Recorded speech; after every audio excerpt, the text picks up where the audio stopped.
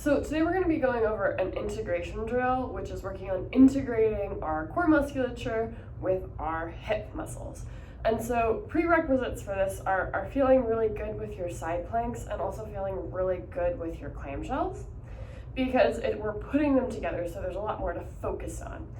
And I know that biomechanically we're not putting our hip rotators at an advantage here, but they're not always going to be an advantage when we're walking around, running around in our day-to-day. So that's why having a really solid clamshell is a prereq for this one. So you're going to get into your side plank position, and I want you to get towards this straight line. So don't be in this V position because that'll bias more TFL because of how low it's happening, but still make sure that your pelvis is slightly rotated forward. You're going to keep your ankles together. Make sure that you're not forming this big C shape. That'll put a lot of work in your quads. And keep that elbow stacked underneath your shoulder.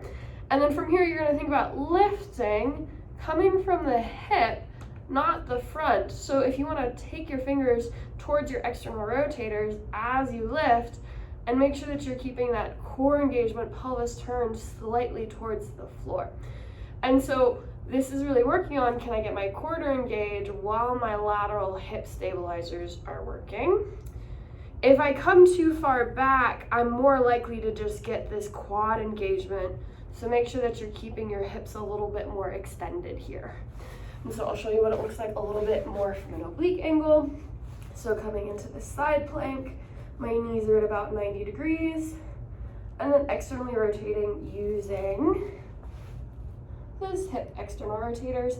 If you're not feeling enough for your core, make sure your pelvis is turned more towards the floor.